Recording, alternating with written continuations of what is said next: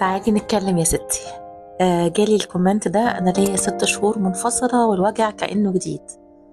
هي منفصلة من بعد جواز 20 سنة. بصي يا ست البنات، العلم بيقول إنك قدامك شهر قصاد كل سنة في العلاقة اللي كنتي فيها عشان تقدري تتعافي. يعني انتي قدامك كده 20 شهر، تقريبا سنتين.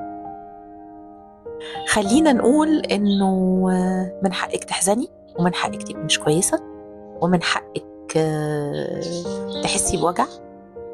أنا مش هقولك ما تحسيش بالوجع، حسي بيه، حسي بيه لآخره، سيبيه يعدي. ما تستعجليش إنك تبقي كويسة، بس أنا جايلك من المستقبل وبقولك هتبقي زي الفل وهتبقي كويسة، ما تشيليش هم.